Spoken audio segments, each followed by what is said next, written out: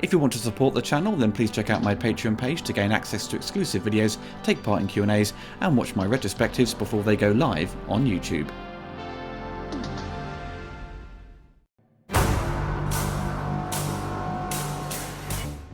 After a number of delays due to the COVID-19 pandemic, Tenet is finally out on the big screen, and in typical Christopher Nolan fashion, you have the opportunity to watch it in 70mm or IMAX to take full advantage of the big screen experience. Nolan apparently conceived the ideas behind Tenet over the past 20 years and had been working on a script for the last 5 years. Nolan loves spy movies and grew up watching many spy thrillers, with The Spy Who Loved Me being one of his favourites. He enjoyed the glamour and multiple locations that come with the genre. But for Tenet, he wanted to do a new spin on it, introducing science fiction centred around the idea of inversion, where an object's trajectory through time could be reversed. Reviews from the critics have been a bit mixed so far, with most leaning towards the positive.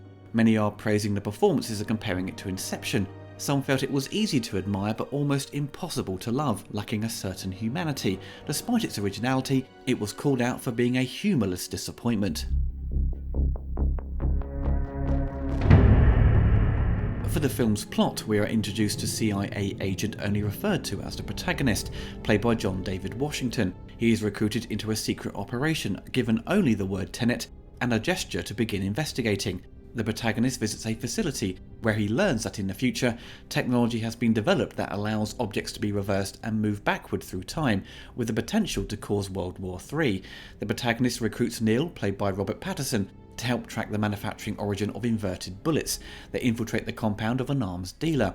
She tells the protagonist that the bullets had been normal when she had sold them, and that a Russian named Andrei Sator, who can communicate with the future, had reversed them.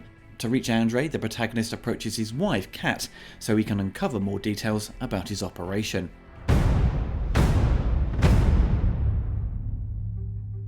Before the pandemic, I'd seen a few trailers for Tenet, and honestly, it didn't really get me that excited. Visually, it wasn't jaw-dropping, and the idea of reversing time wasn't the most exciting premise for me. Despite my reservations, it was another Christopher Nolan film. He hasn't disappointed me before.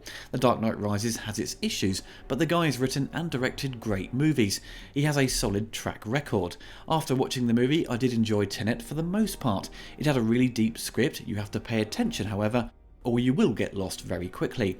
Nolan doesn't stop for the audience to catch up. You have to keep up with him, as the dialogue is fired back and forth quickly, often during lengthy exposition, particularly with the scene featuring Michael Caine.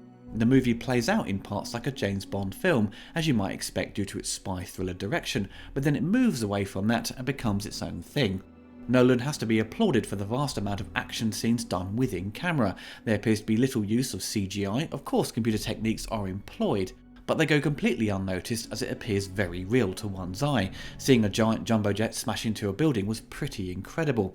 One of my favourite moments is seeing a building collapse from an inverted explosion, so we see it return to normal then gets attacked in real time. It's utter bonkers and something I've never seen before. It's always great to see Chris Nolan shooting on 70mm or IMAX. Watching this on the big screen is certainly worth it to soak in the fine level of detail that comes with shooting on large format celluloid, but the visuals for the most part don't have that wow factor we've seen before in Nolan's other films, Interstellar and Dunkirk for example, having imagery which is just breathtaking. Tenet is very much grounded in reality and not relying on too much heavy tech. It lends itself to more normal, sedate settings. Of course the photography is splendid, but it's not the be-all end-all if you don't see it in IMAX. Seeing the action scenes play out in reverse and in regular speed in one shot is impressive. You have to admire its choreography, and it must have been a nightmare to coordinate and direct that. And it's interesting to see someone acting normal in an inverted timeline. But when you have two characters fighting and you have one reversed, it becomes quite funny to watch, reminding me of the Red Dwarf episode Backwards. I don't want to be involved in a barroom brawl. It's not a barroom brawl, it's a barroom tidy. Unrumble! What largely affects the movie negatively is its sound mixing. Unfortunately, many moments of important dialogue is drowned out by very loud sound effects, or the score just taking over with such thunderous bass your ears struggle to focus on the important parts. This is a creative choice by Nolan to help immerse the audience into the scene, but it doesn't really work. This isn't uncommon, as people complained of Bane in The Dark Knight Rises, often sounding muffled, and Interstellar having similar issues to what I experienced in Tenet, where the dialogue's volume just appears too low for one's ear and gets lost in the direction of the sound design. To be honest, I felt a bit uncomfortable for the first 10 minutes of the film. IMAX always has to sound louder than a regular digital showing, so it felt like an assault on one's senses until things slowed down and you got used to it. The first gunshot in the film will really make you jump out of your seat due to the volume. The film is a bit business-like and lacks the emotional angle for me to fully connect and invest in the story. It's an interesting arc for the protagonist, but there isn't much emotional jeopardy for him, so it's very much like a typical James Bond film in its execution. He gets the mission and heads out to complete it. Kat is not played as a love interest, and although there are moments where the protagonist is concerned for her well-being, it doesn't fall into the traditional trappings of the genre. Unlike Inception and more so Interstellar, they have a strong emotional core and motivation to their stories and the action within, whereas Tenet is a straight-up spy thriller with science fiction elements and takes itself very seriously, hence why it's been criticised for being humourless.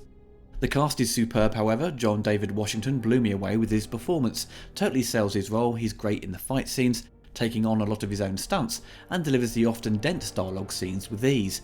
Robert Pattinson, like John, falls into the role and nails it, and becomes a great sidekick to the protagonist. Kenneth Branagh is terrifying as Andre, really impressive. I've never seen Kenneth this evil before, such an incredible actor. Damn, that man can shout. Elizabeth Debicki as Kat plays a tortured woman, trapped in an abusive marriage fighting to escape. She plays it well and doesn't fall into the damsel in distress cliché.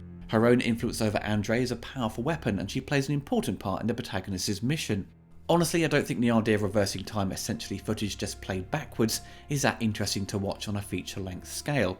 Nolan has crafted a very intelligent script to sell the idea and concept, but we don't get something that truly is the next level of filmmaking from him. In some ways it felt like a step back for him, and in some areas it felt like a step forward. He's crafted a very smart spy thriller that is just missing a few elements to make a more enjoyable experience on the whole. It moves so fast, if you blink and miss a bit, you can misunderstand the motivation for a whole sequence. The hard-to-hear dialogue makes keeping up even harder. I enjoy thought-provoking and original filmmaking, but the physical watching of a film should not be a challenge. If a film relies on its storytelling, exposition and problem-solving over its action sequences, then the audience needs to be given the opportunity to follow that.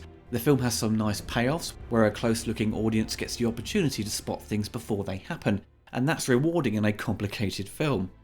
I do want to and need to see it again. There are many things I missed on first viewing. There may be some who fully understood what was going on, but for me, I don't think you can fully soak it in on first viewing. There is a lot happening, and it did seem to fly by even with the 2.5-hour runtime. Despite that, once we get to the third act, I felt things needed to wrap up, feeling it was a tad too long. Tenet would be a great double bill to Inception. That movie, when it came out, really blew people away, and rightly so. Christopher Nolan crafts very intelligent blockbuster movies. They are not dumbed down at all. He gets to make what he wants, a freedom many directors don't get, and he has earned that opportunity by proving successful with his output.